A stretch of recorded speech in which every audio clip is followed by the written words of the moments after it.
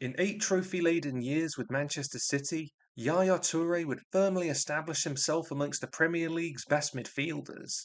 What happens if you move him at the peak of his powers to the Scottish Premier League's worst club?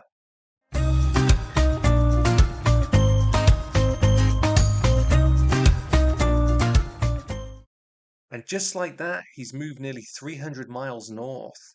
Age 29, and he's in his absolute prime, showcasing that elite physicality and technique which allowed him to dominate English football for so long. In reality, during the 12-13 season, he'd register 16 goals and assists in 42 matches for Roberto Mancini's side. But this time around, he won't be lining up alongside the likes of Aguero, Tevez or David Silva. Dundee were the Scottish Premier League's worst club in 2013. They were objectively poor, scoring the fewest goals in the division whilst conceding the most. Between the posts, Dundee employed a 40-year-old Rab Douglas. 10 years earlier, he'd enjoyed his most successful period in Scottish football, winning 3 league titles, as well as narrowly losing out in a UEFA Cup final to Jose Mourinho's Porto. Aside from the Ivorian, Gary Haskins is the next most valuable player at the club. The midfielder would make over 500 appearances in Scottish football and should offer a solid partner for our man in the midfield. Let's move through the season and see what happens. Following back-to-back 1-1 draws to open the season against Kilmarnock and St Mirren, Dundee would make the very short trip to fierce rivals Dundee United. Forward Johnny Russell would spend 6 years at Tannadice Park before making the move to Derby County. And it would take just 2 minutes for the Ivorian to register his first goal with his new club, calmly converting in the penalty area. But their search for a first victory of the season would go on. Some terrible defending allowed Lee Bowyer to break in and score the winner. A week later, though, and a victory would finally arrive. A trademark late run into the box sees Toure score the fourth in a 5-1 win. But despite the arrival of the superstar, this was a squad which struggled to establish any consistent league form in the first half of the season. And things weren't going to get any easier. With the visit of Celtic, in reality they would comfortably win the league in 2013 by 16 points.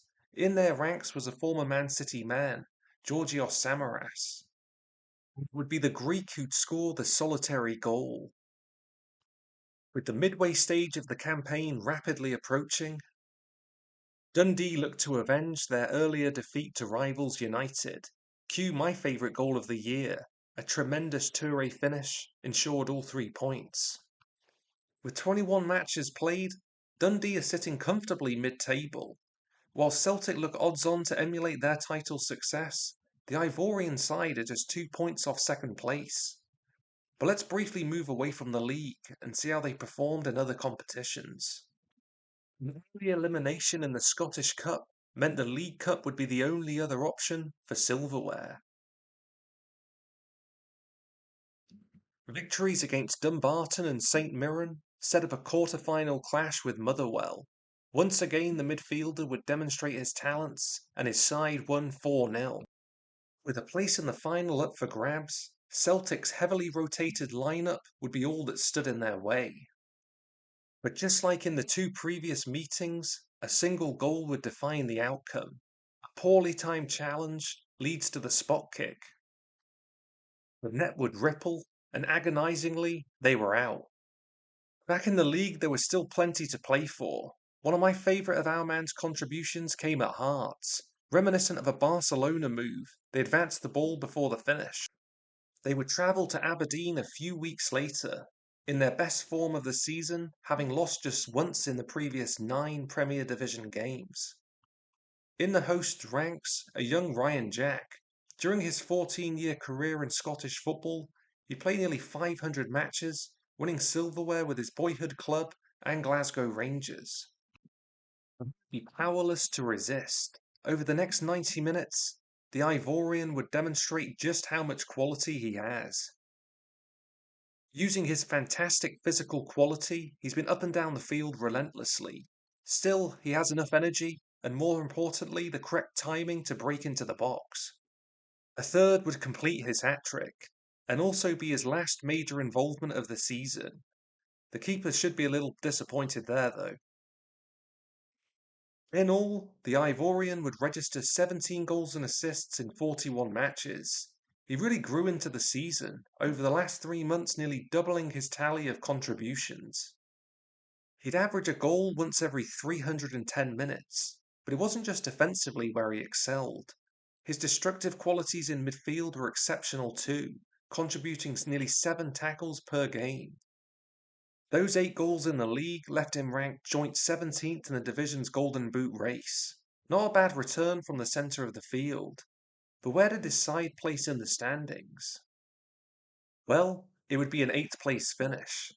With Toure, they improved their points total by 22, doubled their goals tally from 28 to 56, and conceded 12 less. In every facet of the game, our man made them significantly better. Yaya Toure enjoyed a spectacular career with some of Europe's biggest sides. His time in Manchester would establish Man City amongst the best teams in England. Here, north of the border, he emulated that form and proved his qualities all over again.